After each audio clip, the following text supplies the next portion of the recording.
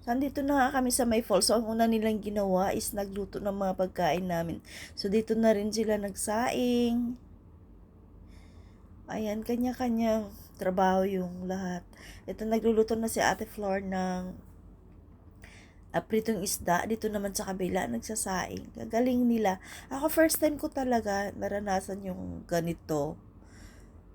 Ayan. Kompleto sila sa gamit. Meron silang tarapal, meron tent. Sumabit lang kasi ako dito. Gusto ko lang malaman kung paano makyat doon sa falls. Pero kompleto pala sila kasi magpipiknik dahil nga umuulan. So gumagawa sila ng makeshift na parang lamesa. So lalagyan namin ng pagkain yan mamaya. Magkano bayad niyo? Magkano bayad niyo part-time? Kawasan natin. Mataba-taba pa naman. Mga kinulang sa trabaho sa amo. May mataba-taba pa naman. Okay. Bulag talaga ni ate. Sana yung bulat kanina na baon ni Mai? Ganyan pala magluto, oh. Ano na lang kulang, oh. Malapad. Siwaan dyan ang kalong be. Ang masayang lo. Malalim pa yan dyan be. Malalim. Pero mababa. Ayan, hotdog na naman yung niluluto ni ate. Kasi pag nila, guys.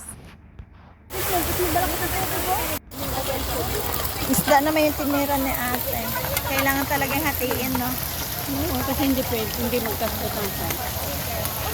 Parang masaya.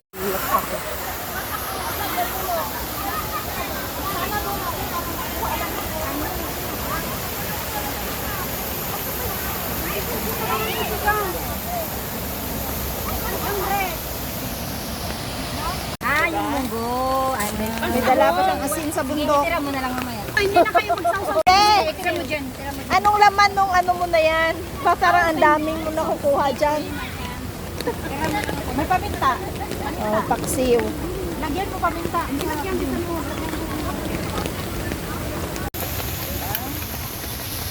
Luto na, tapos na. Tuwa talaga ako dyan. Makasyal nga din. Bundok lang yan, pero ganyan asin. Ibang klase.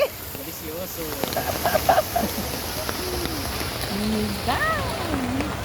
Anong pangunggak mo? Oh, yung ano pala, oh. Yung ipon, kinuha lang namin yan dyan.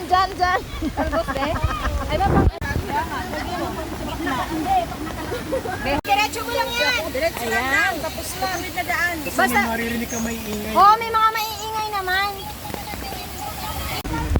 Malingkot. Ay, may paa. Ha?